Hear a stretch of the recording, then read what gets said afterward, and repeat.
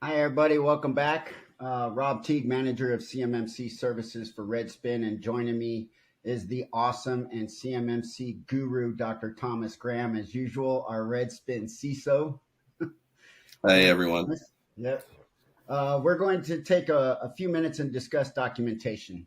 And the reason we're kind of highlighting this is because we still get a lot of questions about documentation.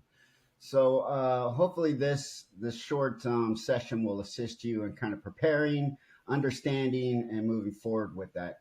So the documentation, one of the main questions we get is, do I need documentation for every domain, et cetera, et cetera? So Thomas, we were kind of talking about that a little bit. Why don't you kind of carry on that conversation for our listeners? Sure. So the short answer is no. You don't have to have it, a specific document for each of the individual practice areas or domains. However, you do still have to account for each of those practice areas and whatever your documentation is.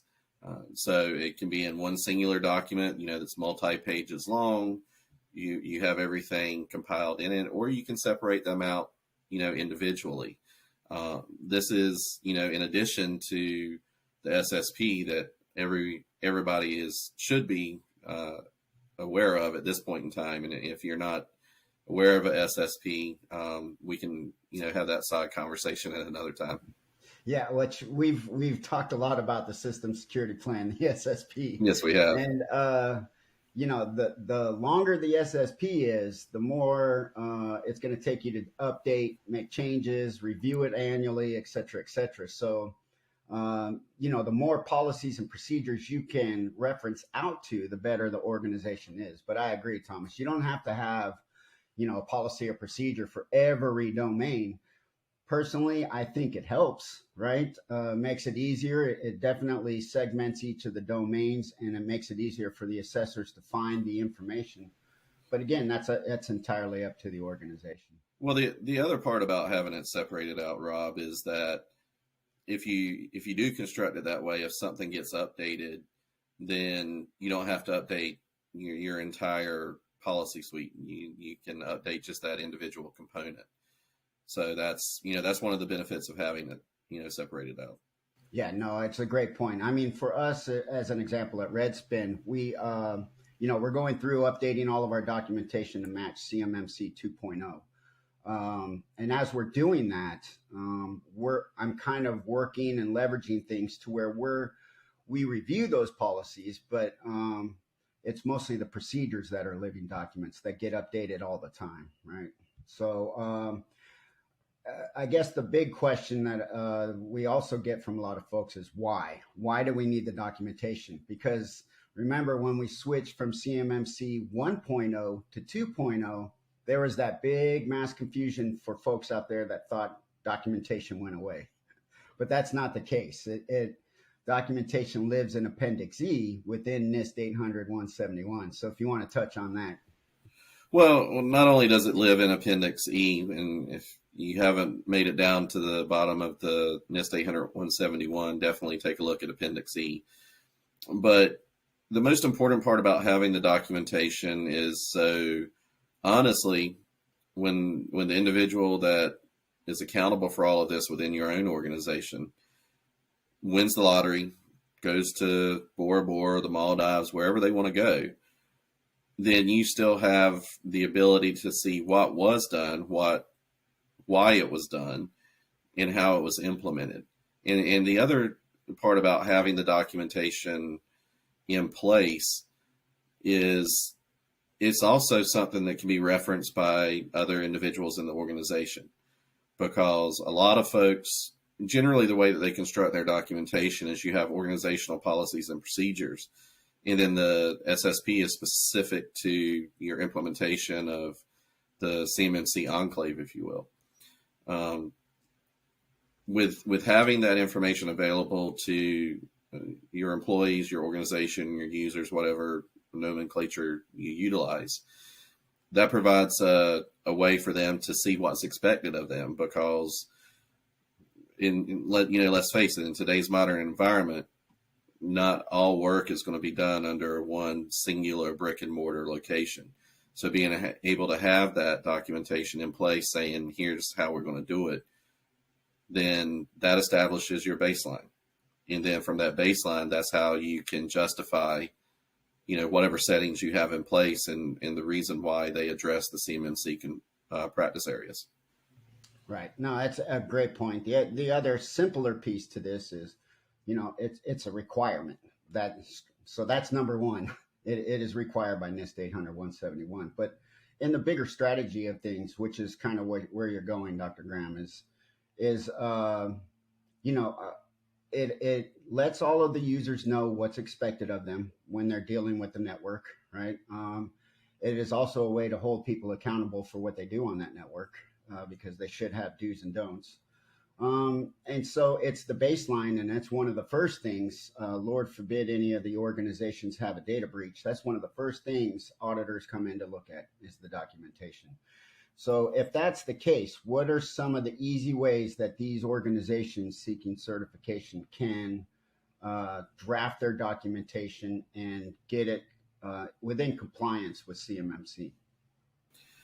Well, I mean, the first way to look at drafting the documentation is, honestly, go to NIST 800-171. You can very easily draft individual policies and procedures to each of the practice areas based upon those categories. From there, honestly, if you want to take it a step further, you can pull down the CMMC assessment guide, look at the individual objectives, and you can even include those items in the documentation. And when you get to your CMMC assessment, well, one of the three criteria is examine. So if you have that already accounted for, now you have one piece of evidence for each of those items within CMMC.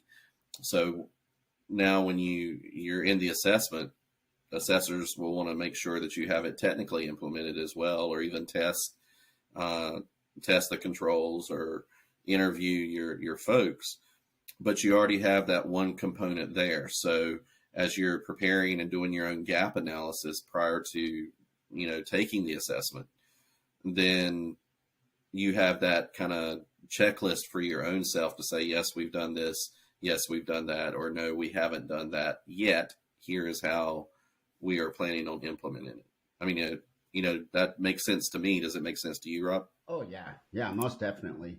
One of the things I hear all the time is that we just don't have the time to stop what we're doing because we're so busy putting out fires that we don't have the time to document anything, right? So resources becomes quite the restraining piece to developing documentation. And there's ways that organizations can work around that. One is, we here at Redspin have a full set of blank templates that organizations can utilize when they partner with us. There's other organizations that have that documentation as well. But one thing I tell a lot of the clients is, you don't have to draft these documents yourself.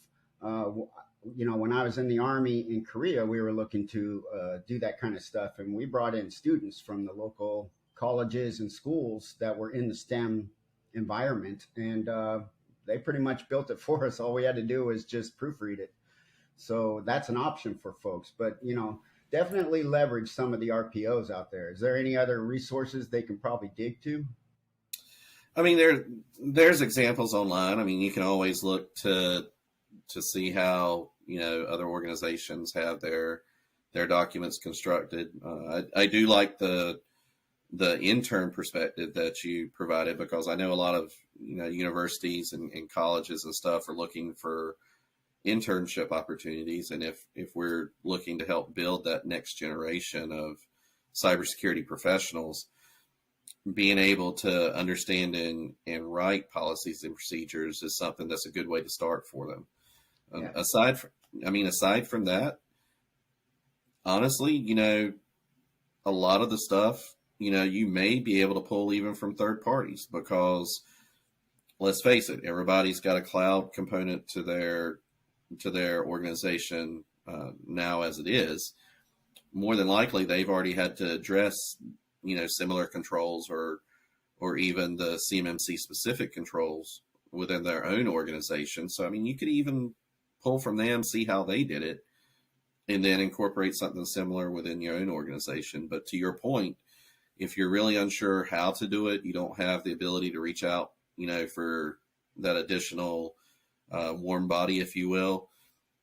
Yes, we can help you with working on them. We have the policy templates, and we've seen how a lot of organizations are constructing them. So we can help lead you in the direction of, okay, here's how it needs to be constructed, and here's what needs to be included in it. Yeah, excellent point. So, that's pretty much everything on documentation, but I do want to let everyone know, if you do have any additional questions about it, please reach out to us. Go out to our website at www.redspin.com and contact us. We'll be happy to chat with you. It doesn't require a partnership or a statement of work for us to have a CMMC conversation. So leverage our experts. That's what we're here for. So with that, Dr. Graham, thank you for taking the time and updating our listeners on documentation. Hopefully it helped them with some of the questions we receive a lot. With that, have a great one, everybody. We'll see you next time. Have a good one.